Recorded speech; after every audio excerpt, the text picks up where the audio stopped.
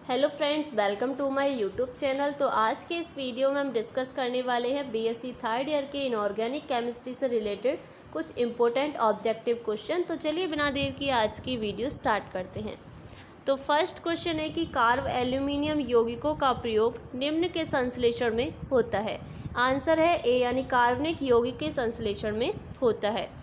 Next question है कि निम्नलिखित कौन से धातु कार्बोनिल को चूड़ित धातु तथा CO की प्रत्यक्ष अभिक्रिया द्वारा बनाया जाता है। आंसर है सी यानी FeCO का होल 5 यानी पेंटा कार्बोनिल आयरन। नेक्स्ट क्वेश्चन है कि निम्नलिखित में से कौन सा कार्बधात्विक यौगिक फफूंदी नाशक है। तो आंसर है बी यानी C5H5HgCl। ये जो आपका एक ऑर्गेनोमेटेलिक कंपाउंड है, ये आपका फफूंदी नाशक होता है।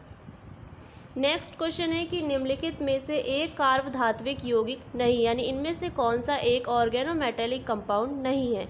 तो आंसर है डी यानी ट्राई मेथिल ऑर्थोबोरेट जो होता है, ये आपका एक ऑर्गेनोमेटेलिक कंपाउंड नहीं है। नेक्स्ट क्वेश्चन है कि यौगिक के निम्नलिखित युग्मों में किसमें EAN मान समान है लेकिन यह सिडविक के EAN नियम का पालन नहीं करता है। तो जब आप इनको कैलकुलेट करेंगे और इनकी वैल्यू को कैलकुलेट करेंगे तो जो आपका आंसर आएगा वो आएगा आपका बी यानी BCO का होल 6 MnCO का होल 5। यानी ये जो आपके दोनों कॉम्प्लेक्स हैं ये EAN रूल को फॉलो नहीं करते हैं, लेकिन जो इनका EAN वैल्यू कैलकुलेट होकर आती है वो आपकी सेम आती है। यही क्वेश्चन में हमारा पूछा गया था। यदि आपको कैलकुलेट करना नहीं आता है कि EAN वैल्यू को हम किस प्रकार से कैलकुलेट करते हैं तो आप हमें कमेंट बॉक्स में बता सकते हैं। इसके ऊपर हम आपको एक वीडियो प्रोवाइड करा देंगे।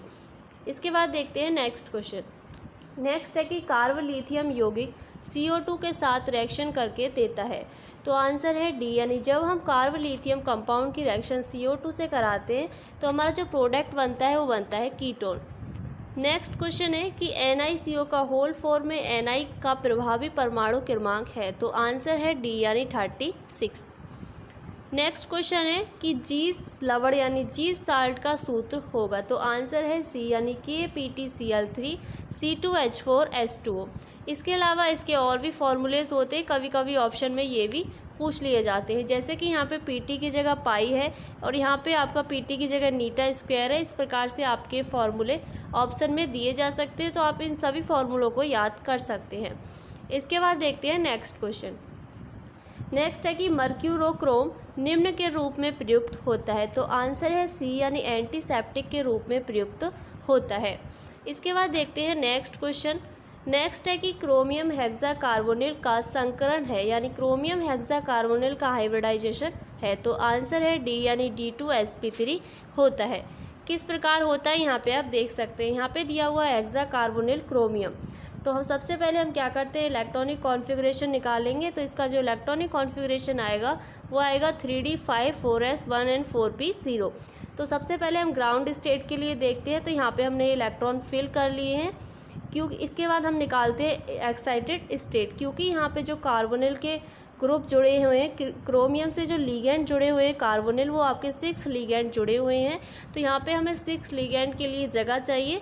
तो यहाँ पे होता क्या है कि ये वाला इलेक्ट्रॉन यहाँ पर और ये दोनों इलेक्ट्रॉन यहाँ पर और ये इलेक्ट्रॉन और ये इलेक्ट्रॉन यहाँ पे शिफ्ट हो जाते हैं। इस प्रकार से यहाँ पे शिफ्ट हो जाते हैं, आप एक्साइटेड स्टेट में देख सकते हैं। तो यहाँ पे हमारी जगह है वो खाली हो जाती है, जिससे कि कार्बोनिल आकर के अटैच हो जाता है। तो यहाँ पे जो आपका हाइब्रिडाइजेशन आता है वो आता है आपका D2sp3, यानी ये जो सबसेल है वो आपकी D है, ये आपकी S है और ये आपकी P है। तो ये हो गया आपका D के कितने हैं 2 है, तो ये हो गया D2, S का 1 है तो S, एंड P के आपके 3 है तो P3, यानी D2sp3 आपका यहाँ पे हाइब्रिडाइजेशन आ गया। यही आपका क्वेश्चन में पूछा गया था और आंसर था आपका D यानी DsP3। इसके बाद देखते हैं नेक्स्ट क्वेश्चन। नेक्स्ट है कि कार्बधात्विक टिन का उपयोग अपमार्जक के रूप में से किसे बनाने में होता है। तो आंसर है सी PVC को बनाने में होता है। इसके बाद देखते हैं नेक्स्ट क्वेश्चन। नेक्स्ट है कि धातु कार्बोनिल जो प्रभावी परमाणु संख्या नियम का पालन नहीं करता, यानी EAN रूल का पालन नहीं करता है। तो आंसर है डी यानी BCO का होल 6। नेक्स्ट क्वेश्चन है कि FeCO का होल 5 की ज्यामितीय संरचना है। तो आंसर है बी यानी त्रिकोणीय द्विपिरामिडीय होती है।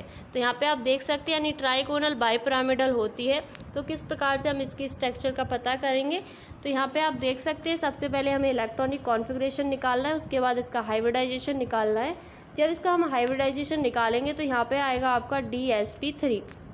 तो आपको पता है यदि हाइब्रिडाइजेशन DsP3 होता है तो इसकी जो स्ट्रक्चर होती है वो होती है ट्राइगोनल बाइपिरामिडल, और यहाँ पे जो सारे इलेक्ट्रॉन है वो पेयर है, इसलिए ये डायामैग्नेटिक होता है। कभी कभी ये भी पूछ लिया जाता है, मैग्नेटिक नेचर को भी इसका पूछ लिया जाता है, लेकिन यहाँ पे हमें ओनली स्ट्रक्चर को पता करना था।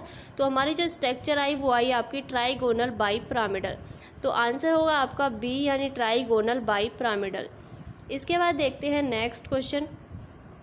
नेक्स्ट है कि Fe3CO का होल 12 में सेतु कार्बोनिल यानी ब्रिज कार्बोनिल ग्रुपों की संख्या है।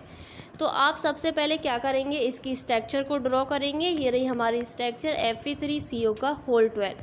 ये जो क्वेश्चन है ये सारे आपके ऑर्गेनोमेटेलिक कंपाउंड्स हैं जिसमें आप मेटल कार्बोनिल को भी पढ़ते हैं। तो ये जो क्वेश्चन है ये आपका मेटल कार्बोनिल से रिलेटेड है।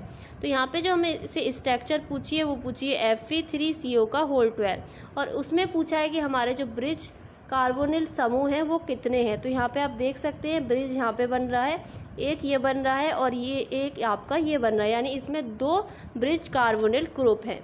तो आंसर होगा आपका सी यानी 2। इसके बाद देखते हैं नेक्स्ट क्वेश्चन। नेक्स्ट है कि कौन सी धातु बहुकेंद्रीय कार्बोनिल नहीं बनाती है। आंसर है बी यानी क्रोमियम नहीं बनाती है। कि अभिक्रिया MnCO का होल 5 प्लस MEl का अंतिम प्रोडक्ट होगा। तो यहाँ पे जो आंसर होगा वो होगा आपका डी यानी MEmnCO का होल 5। यानी इसकी रिएक्शन यदि हम इससे कराते हैं तो हमारा जो प्रोडक्ट प्राप्त होता है वो होता है MEmnCO का होल 5। नेक्स्ट क्वेश्चन है कि निम्नलिखित में से कौन सा कथन जी साल्ट के बारे में गलत कथन है। तो आंसर है सी यानी जी साल्ट में सभी PT और Cl आवर्त लंबाइयों में बराबर हैं। नेक्स्ट क्वेश्चन है कि निम्नलिखित स्पीच में से कौन सा उच्चतम स्ट्रेचिंग फ्रीक्वेंसी प्रदर्शित करता है। तो आंसर है ए। इसके बाद देखते हैं नेक्स्ट क्वेश्चन। नेक्स्ट है कि निम्नलिखित धातुओं में कौन समजातीय बहुनाविकीय धातु कार्बोनिल नहीं बनाता है। तो आंसर है आपका डी यानी क्रोमियम नहीं बनाता है। क्वेश्चन है कि जब CrCO का होल 6 में एक CO ग्रुप का प्रतिस्थापन PPS3 द्वारा होता है तो निम्नलिखित कथनों में से कौन सा कथन सही है। तो आंसर है आपका ए यानी CrC आवंत लंबाई घटती है और CO आवंत की लंबाई जो होती है वो बढ़ती है। तो ये जो कथन है यहाँ पे सही है। तो इसके बाद देखते हैं नेक्स्ट क्वेश्चन। नेक्स्ट क्वेश्चन है कि निम्नलिखित में से कौन सा कथन एल्किल लिथियम की समूहन प्रकृति के बारे में सही है। तो आंसर है ए यानी कार्ब ऋणायन की नाविक इसके स्नेहिता समूहन के साथ साथ बढ़ती है।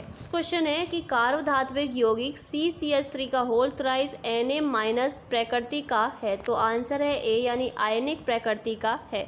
ये जो क्वेश्चन है ये आपका पूछा गया है कार्बधात्विक यौगिक के क्लासिफिकेशन से। नेक्स्ट है कि Ni2CO का होल 6 2 - 18 इलेक्ट्रॉन रूल के संगत हैं। इसमें Ni की ऑक्सीडेशन स्टेट व मेटल आवंत की संख्या है।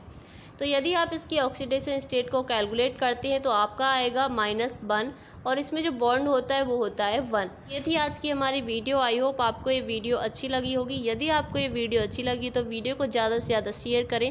Thanks for watching my video.